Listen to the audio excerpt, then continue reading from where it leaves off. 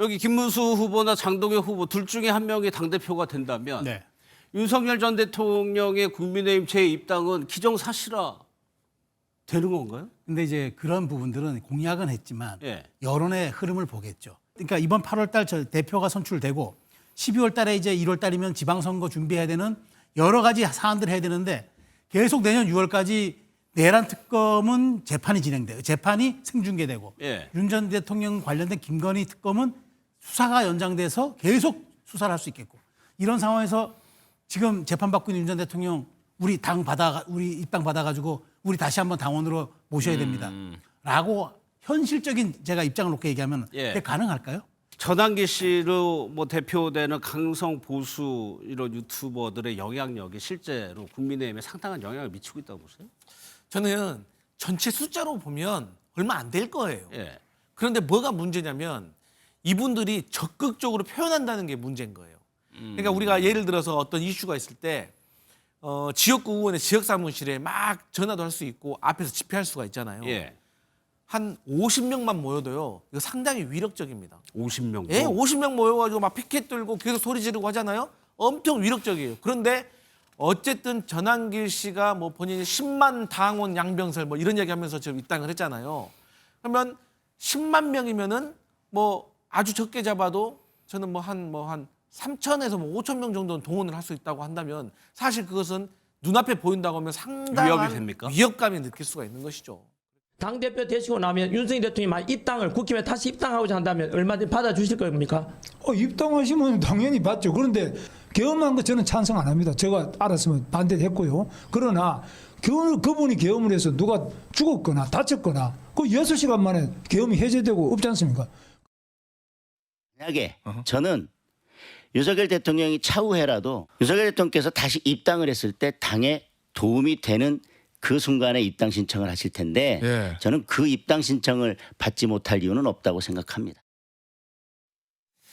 지금 저 김문수 장동혁 후보의 발언이 지금 국민의힘 내에서 상당히 논란이 되고 있는데 김문수 후보가 애초에는 계엄에 반대했다고 얘기를 하면서도 그 계엄으로 인해서 크게 다치거나 뭐 그런 사람은 없지 않느냐고 조금 말이 정말 약간 좀 뉘앙스가 달라졌어요. 그러니까 이거는 이제 예상됐던 거죠. 지금 이제 4강을 정하는 그 경선 룰은 당원 50대 여론조사 50이지만 예. 이제는 4강이 정해졌잖아요. 이제부터는 당원 80에 여론조사 20 8대2죠. 아닙니까? 그러면 이 책임 당원들의 마음을 사야 되는데 발언 수위가 높아질 수밖에 없죠. 여기다가 지금 여기다가 불에다가 기름을 부은 게 정청래 민주당 대표입니다. 이분이 뭐 잘못했다가 아니라 정청래 대표가 선출됨으로써 예. 저렇게 국민의힘을 해산시키겠다고 하고 악수도 안 하고 사람하고는 악수하지 내가 사람이 아닌 사람하고는 악수 안 한다고 하는 이런 강성 대표를 만났는데 그럼 국민의힘의 80%의 책임 당원들이 우리 지금 혁신과 쇄신을 얘기하고 윤 전 대통령과의 관계 이런 것들이 지금 뭐 중요하냐? 저기에 맞서 싸울 수 있는 우리 당대표 뽑아야 되는 거 아니냐라는 그 소구력에 지금 집중을 하는 거죠. 그런 측면에서 점점 더 에스컬레이트 될 겁니다. 그러니까 제가 보기에 김문수 후보가 원래 4명의 유튜버들이 하는 그 이른바 합동 토론회 안 가겠다 얘기를 하다가 간다고 하지 않았습니까?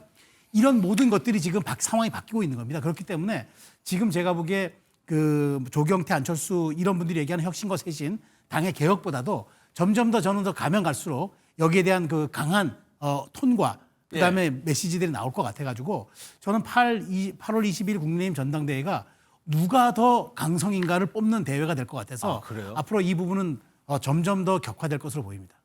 또 하나 이제 김문수 후보나 장동혁 후보가 얘기하는 게 윤석열 전 대통령이 재입당과 관련해서요. 강선표 그 내용안에는 국민의힘에서는 대선 기간에 이 문제 윤석열 전 대통령 얘기 나올 때마다 이미 탈당하신 분이어서 더 이상 당과 연결 짓지 말라라는 취지의 주장을 했는데 이제 다시 입당을 하게 받겠다는 거거든요. 저분들 정말 나쁜 분입니다. 왜냐하면 저분들도 머릿속으로는 윤석열 전 대통령과 절연하고 탄핵의 강을 건너야지 국민의힘이 쇄신이나 혁신의 어떤 교두보를 마련할 수 있다는 거 알 겁니다. 예. 그런데 일단은 본인이 당대표가 되려고 하는 욕심 때문에 일단 표가 되는 건 다 하려고 하는 것 같아요. 그렇기 때문에 지금 윤석열 전 대통령이 입당을 신청하면 재입당 당연히 받는다라고 하고 김문수 후보도 보세요. 세상에 계엄이 뭐 사람도 안 죽고 6시간 만에 끝났으니까 괜찮다? 아 그러면 강도가 은행 가가지고 유리창 깨고 돈을 훔치려다가 경찰이 빨리 와고 잡혔어요. 그런데 돈도 못 훔쳤고 또 아무도 다친 사람 없으니까 그럼 강도 집에 보내줍니까? 그래서 강도한테 너 근데 왜 강도질을 하려고 했어? 하니까 아니 대출 금리가 너무 불합리하게 높아서요. 아니 서민들한테는 대출을 부당하게 안 해줘서요. 그러면 놓아줘야 됩니까? 예. 다를 바가 뭐가 있습니까? 이런 말도 안 되는 걸 본인들이 머릿속으로는 다 알 거라고요. 예. 그런데 당대표가 되겠다는 그 욕심 때문에 저렇게 말도 안 되는 것을 이 국민들과 당원 앞에 말한다는 것은 예. 정말 국민의힘이 새로운 정당으로 태어나는데 걸림돌이 될 수밖에 없다. 그래서 저는 정말 저런 말을 저런 주장을 하지 않는 분들, 계엄이 잘못됐고 탄핵강을 넘어야 되고 탄핵이 잘 됐고 이러한 주장을 하시는 분들이 꼭 국민의힘의 당대표가 됐으면 하는 예. 바람입니다. 그러면 최소영 평론가 네, 아무리 네. 선거라고 하지만 여기 김문수 후보나 장동혁 후보 둘 중에 한 명이 당대표가 된다면 네. 윤석열 전 대통령의 국민의힘 재입당은 기정사실화 되는 건가요? 근데 이제 그런 부분들은 공약은 했지만 예. 여론의 흐름을 보겠죠. 일단 당대표가 되면? 되고 난 다음에 여론의 흐름을 보겠죠. 그리고 생각해 보십시오. 윤 전 대통령을 향한 특검이 3개입니다. 결국 김건희 특검도 결국은 윤 전 대통령이 대통령으로서 영향력을 행사했는가에 대한 부분입니다. 예. 자, 그렇다면은 이게 지금 12월 달으로 계속 이제 넘어가고 그리고 많은 분들이 모르고 있는데 그 내란 특검은 말이죠. 내란 특검에 한 조항이 있습니다. 내란 특검은 수사가 종료돼서 재판되잖아요. 재판을 생중계할 수 있습니다. 아, 그게 그런 게 조항이 돼 있어요. 있었나요? 많은 분들이 모르고 아. 있는데 그게 왜 그러냐면은 그 조항이 하나가 이제 있는 정확한 게 그 기소하는 측이 재판부에 신청을 하면은 재판부가 허락할 수도 있다라고 돼 있습니다. 그러니까 그거는 예. 사실상 허용한 조항입니다. 자, 그러면 어떻게 됩니까? 내년 지방선거 내내까지 윤 전 대통령이 지금 재판받는 모습까지 전부 생중계됩니다. 예. 그리고 내란 특검 제가 보기에 내란 특검 그렇게 가지만 김건희 특검은 한 번 더 연장될 가능성도 있습니다. 수사 기간이. 왜냐하면 16개 혐의이기 때문에 아 이거 부족합니다 얘기하면 정치권이 거기에 분명히 동의해 줄 겁니다. 예. 민주당 그걸 아마 약속하는 것 같고. 자, 최병 특검은 끝난다 쳐도요. 그럼 생각해 보십시오. 내년 이제 12월 그러니까 이번 8월 달 대표가 선출되고 12월 달에 이제 1월 달이면 지방선거 준비해야 되는 여러 가지 사안들을 해야 되는데 계속 내년 6월까지 내란 특검은 재판이 진행돼요. 재판이 생중계되고 예. 윤 전 대통령 관련된 김건희 특검은 수사가 연장돼서 계속 수사를 할 수 있겠고 이런 상황에서 지금 재판받고 있는 윤 전 대통령 우리 입당 받아가지고 우리 다시 한번 당원으로 모셔야 됩니다. 라고 현실적인 제가 입장을 놓고 얘기하면 예. 그게 가능할까요? 그래서 저는 지금은 예. 이렇게 의리도 있고 뭐 하는 그런 것들 때문에 이런 얘기를 하지만 실질적으로 정치 현상에 정치인들은 발맞출 수밖에 없습니다. 그런 측면에서 예. 이게 과연 현실화될 것이냐의 문제는 저는 별도로 보고 예. 8월 22일을 염두에 둔 저는 발언이라고 생각이 듭니다. 아니 그 최수영 평론가님 얘기처럼 그런 의견 때문에 전환기 씨가 이렇게 얘기하나봐요. 김문수 후보보다는 장동혁 후보가 더 강경하게 얘기를 하고 있으니까 더 힘을 실는 듯한 모습인데 그 말도 한번 좀 들어보겠습니다.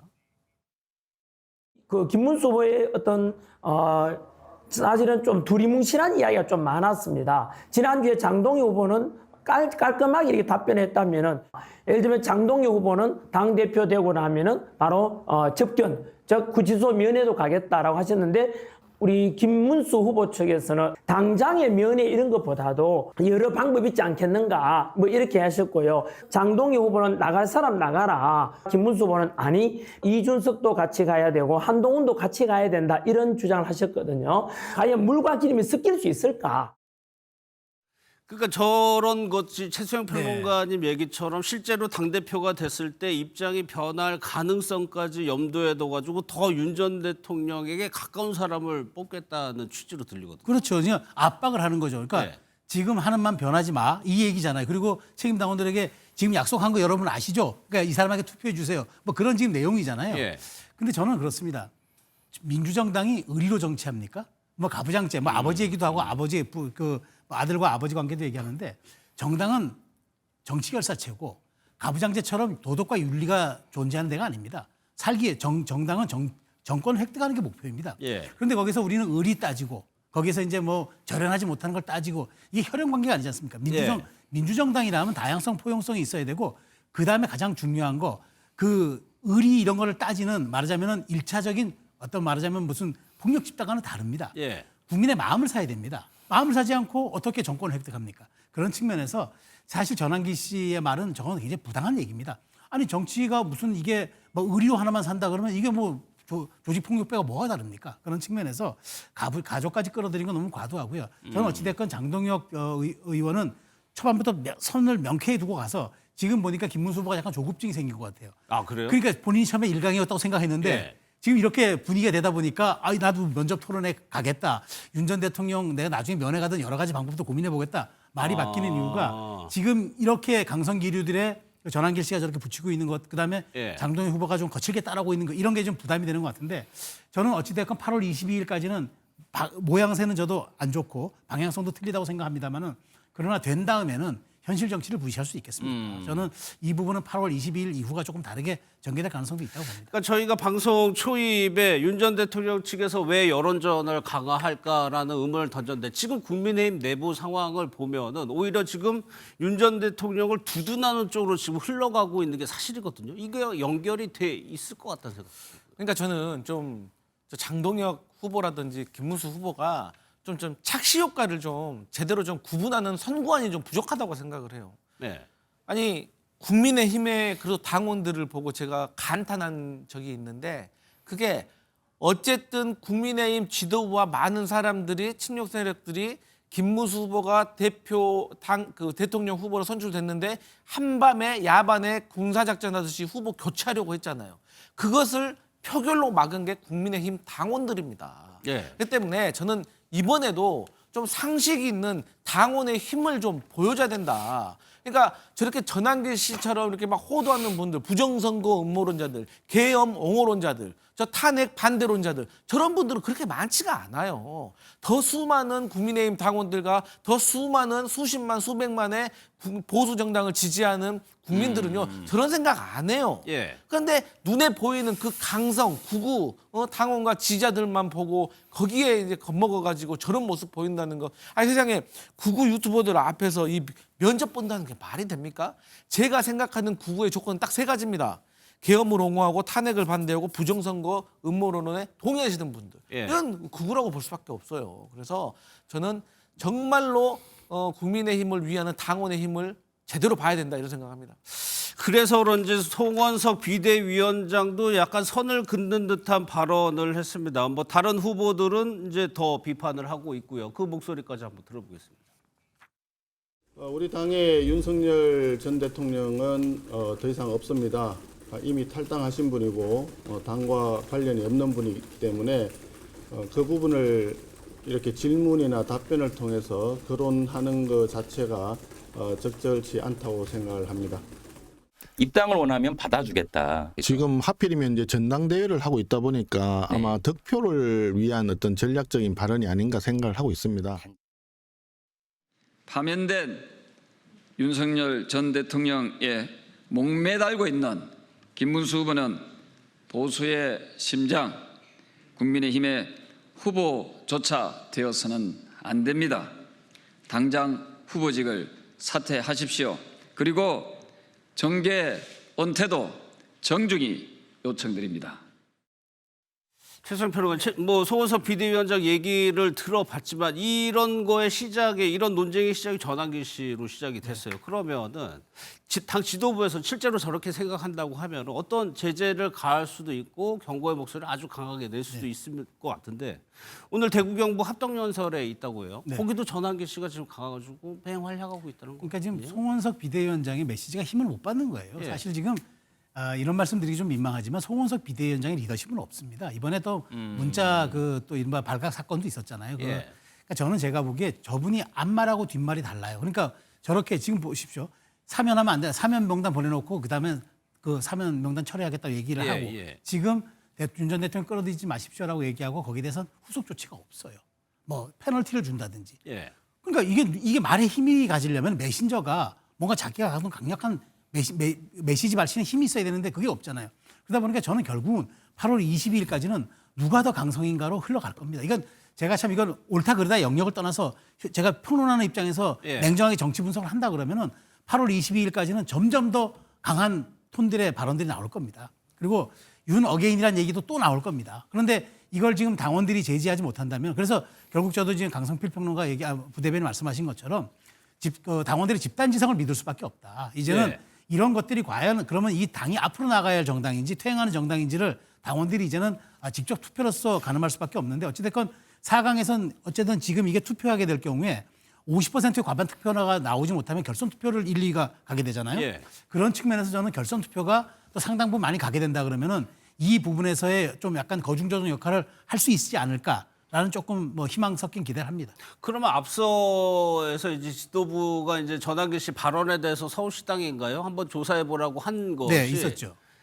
그러니까 강간무소식인 것이 뭐 당연한 겁니까 지금? 그렇죠. 그러니까 그때 보면은 이제 그 품위에 어긋나는지 한번 이제 입당 자체를 뭐 무효화시킬 수는 없으니까 예. 온라인으로 입당했기 때문에 그러면 당원의 품격을 가지고 윤리나 뭐 품격을 위반했는지 한번 그걸 한번 시당해 보겠다고 얘기했는데 결국엔 아무것도 안 보잖아요. 지금 사실을 보십시오.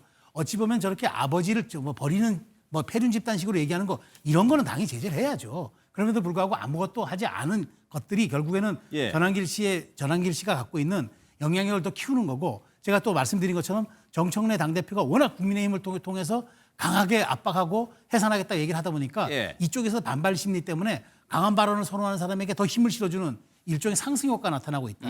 참 이게 불행한 거죠. 이게 작용과 반작용으로 그렇습니다. 움직이다 보니까 그러면 강성필 부대변인께서는 전환기 씨로 뭐 대표되는 강성 보수 이런 유튜버들의 영향력이 실제로 국민의힘에 상당한 영향을 미치고 있다고 보세요? 저는 전체 숫자로 보면 얼마 안 될 거예요. 예. 그런데 뭐가 문제냐면 이분들이 적극적으로 표현한다는 게 문제인 거예요. 그러니까 우리가 예를 들어서 어떤 이슈가 있을 때 지역구 의원의 지역 사무실에 막 전화도 할 수 있고 앞에서 집회할 수가 있잖아요. 예.